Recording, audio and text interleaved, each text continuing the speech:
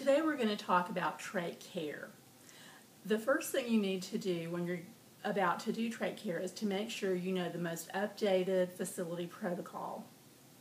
The next thing you need to do is check the chart and make sure that there's a general consent for treatment, that there is a specific order for trach care. There may not be, because it's a given if a patient has a trach that you have to do trach care.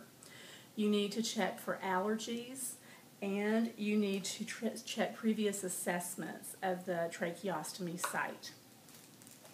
The next thing you're going to do is gather your equipment. You will need a towel, a new trach care kit, a disposable inner cannula that fits the trach tube, sterile saline, non-sterile gloves, a tracheostomy tube holder, a mask with eye protection, and if the patient has a trach with a lot of secretions, you'll need a gown to protect you from. When I come in the room, I'm also going to make sure, as part of my equipment, that there is an ambu bag with a mask attached. The reason that we need this is during the care, there is an ever so slight possibility that the trach tube could come out, and you would have to bag the patient with a mask. The next thing I'm going to do is wash my hands. And I'm going to identify my patient with his armband, 2 identifiers on his armband, and compare it to the information in the chart or the electronic health record. So I've done that. And I'm going to introduce myself. Mr. Moore, I'm Robin Hoffecker, and I'm going to do your trach care this morning. I'm going to do an assessment of his respiratory status, and I'm not going to demonstrate how to do that, but you know that you need to assess for shortness of breath, you need to listen to lung sounds front and back, you need to look at skin color, heart rate and rhythm, and O2 sat before you start this. You also should suction your patient before you actually do the trach care. But I'm also not going to demonstrate that because we've already done that. We're going to provide privacy, and I'm going to put my patient in semi-Fowler's position. I'm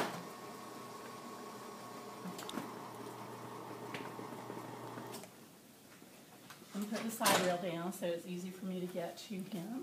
And I'm going to remove his pillow so that his neck is a little bit more hyperextended.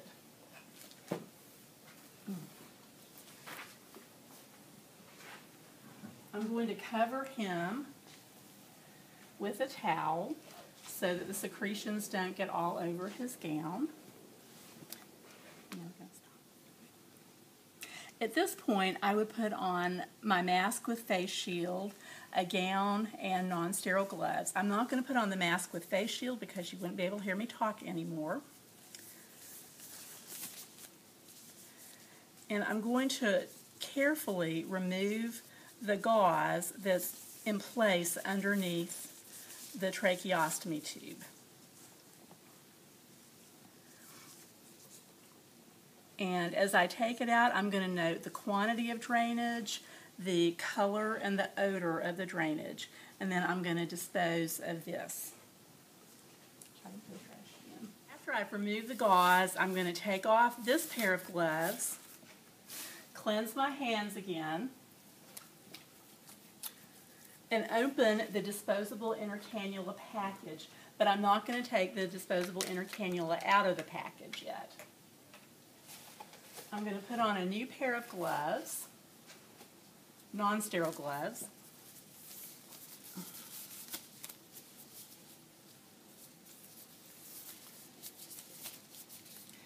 I'm going to move the oxygen aside,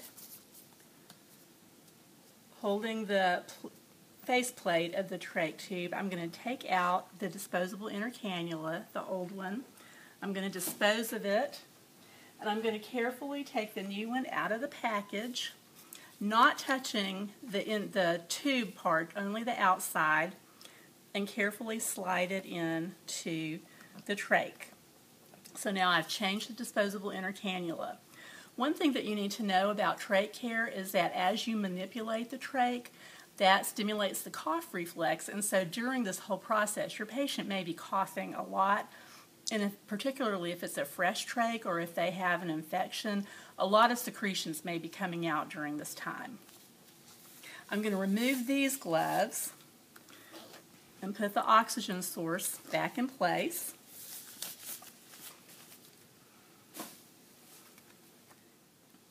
As I've inserted the tracheostomy tube, I also want to make sure that it is well secured to the trach. Some snap on and some you have to turn the outer collar. So just make sure that before you turn your back away from the patient that it is secure. I'm going to wash my hands again.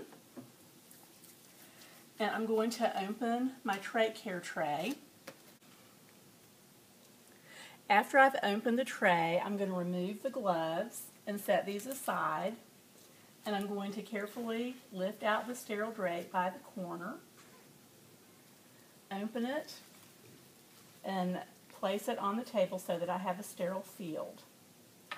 Then I'm going to take the tray and carefully dump my supplies onto the tray. I'm then going to pour saline into the basin.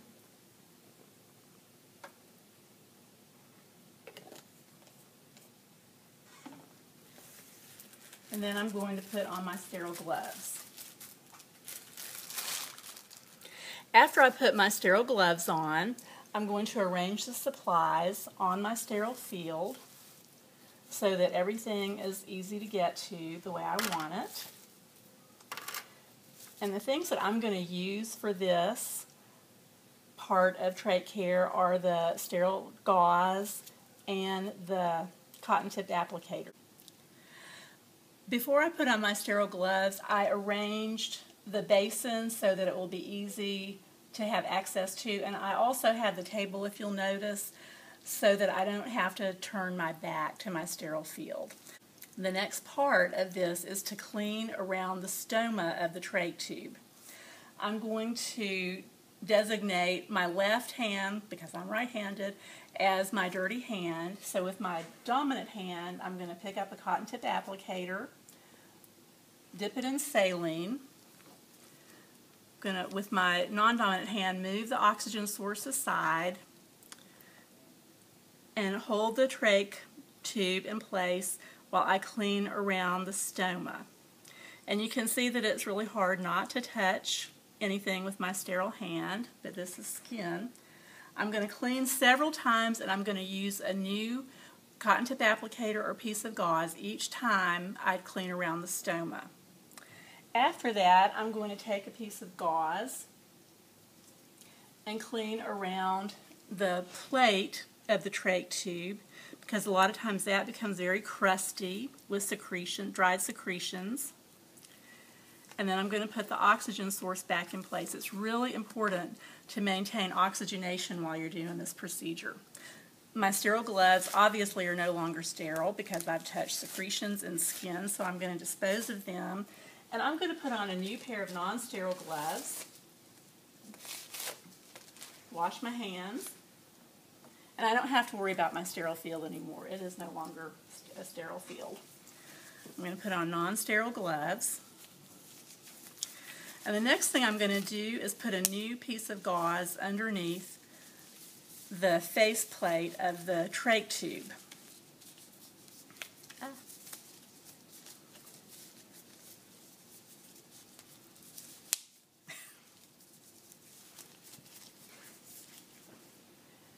I'm going to touch only the part of the gauze that is away from the patient so that I can keep the part that goes around the stoma as sterile as possible.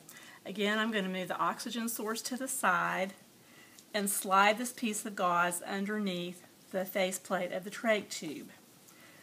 This can be kind of hard to do because it's a tight fit, and a lot of times your patient is coughing the whole time that you're doing this. So I'm going to slide it around. You don't want to use a piece of gauze that you have to cut, because that cut can shed lint into the trach the tracheostomy. So you don't want that. So now he's got a nice, new, clean piece of gauze. I'm going to put his oxygen back on. And then I'm going to, once again, change my gloves because they're messy. And I'm going to wash my hands and change his trach tube holder. I'm going to take a clean trach tube holder. This is something that you might want to have a helper to help you with. I'm going to do it by myself, so I'm not going to remove the old trach tube holder until I have the new one in place. And that's a perfectly acceptable way to do it. I'm going to try to keep his oxygen in place as much as I can.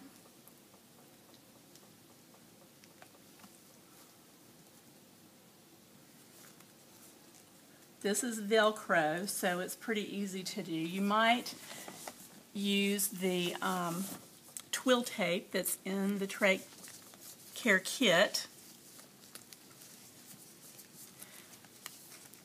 but most places now have a trach tube holder available. And the Velcro sticks to stuff.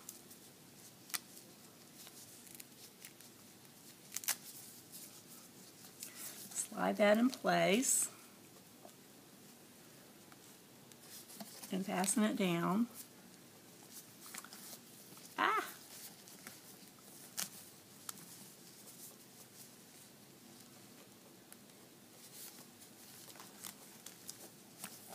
This is a little big, so I'm going to adjust it and either cut off the excess or fold it back so that it doesn't get in my patient's way. Now I can take the old one off. If you try to change this with the old one off, then you run the risk of your patient coughing out their trach, and you don't want that to happen. So you either have to have another person or you have to put the new one on before you take the old one off. And then I'm going to throw this away because it's covered with dirt and secretions. Take off my gloves, clean my hands. I'm going to dispose of all of my supplies in the biohazard trash. And then I've disposed of all the disposable equipment, and I've removed my gloves first and then my face mask with shield. I'm also going to remove the towel and put that in the laundry. Make sure that his oxygen source is in place. I'm going to reassess his respiratory status to make sure he tolerated this okay. I'm also going to make him comfortable before I leave him and put his head back down a little bit. And I'm going to document the date and time that I did this. I'm going to document the condition of the stoma. And you need to know that a fresh tracheostomy stoma might have a little bleeding and look like an open sore until it heals. So you need to document that. You need to document what the secretions look like. You need to document the respiratory status and how your patient tolerated the procedure. And then you're done.